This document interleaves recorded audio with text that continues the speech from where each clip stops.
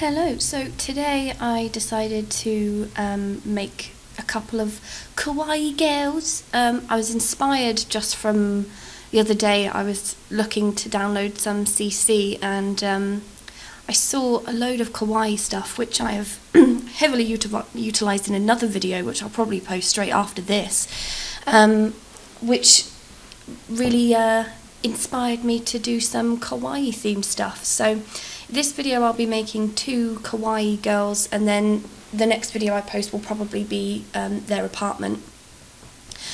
But I love this kind of shit, I really do. It's right up my alley. I'm such a fan of this kind of style. Like, I think because it reminds me of the Harajuku style, which is quite Japanese, and I'm really into Japanese culture. Ever since I was like a fairly young teenager, I have just loved everything about it. Love their cartoons, love their fashion, love their cars, love their games. So yeah, I dig it. So twice a year, this was when I lived in England, and now I live in America, but when I lived in England, I basically twice a year would drag my friends to this Japanese convention that happened in London twice a year, once for Christmas and once for the summer. But thankfully it was called Hyper Japan, and the summer one was always in July, and my birthday's in July, so I always managed to guilt them all into coming with me.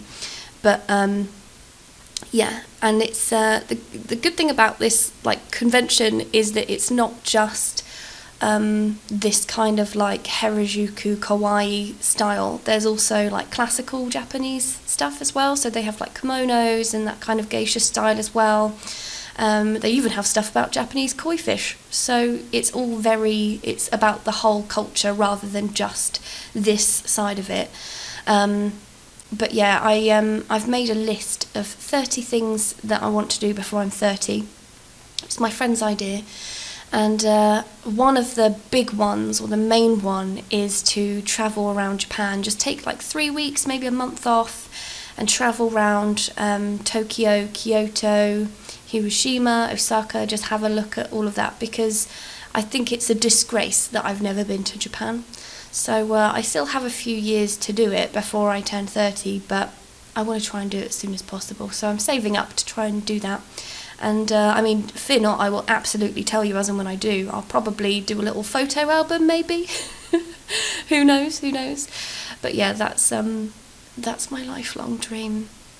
So yeah, that's why I decided to go for this kind of vibe, because anytime I see anything that's slightly Japanese, I'm like, oh yes, I'll do that. So yeah, apart from men, obviously I am happily married. So, but everything else is a big tick. Although, actually, no, I will be critical here. The puddings in Japan, you know, I've tried a few of them, and I've yet to find any Japanese puddings that I quite like. But as I've said, I haven't actually been, so I might go and I might try real Japanese food, because any food you get in another country, it's not really real, is it? Unless you go there and have proper Japanese food, you can't say. It's like India. My husband's been to India, and British people will know Indian food is a big thing in the UK. Like, we love a curry. But if you actually go to India, they're nothing like the ones we have in the UK. They make them that way for the UK market. So I'm not going to slag off Japanese food until I've given it a proper good chance. But fun fact, my husband, when he was in India, he went to McDonald's and they had a muck curry. Isn't that interesting? I thought that was really, really cool. I just couldn't imagine, I always thought McDonald's would be the same no matter where you go. And I think you can still get the normal stuff that McDonald's are known for, like the fries and burger and stuff, but I thought that was really cool that you could go and get a McCurry. But there was one McDonald's I went to in one country where you could just buy a beer. I think that might have been, it was either Bulgaria or it was Amsterdam, but I was impressed by that also. Anyway, thanks for watching. If you like, please subscribe. Goodbye.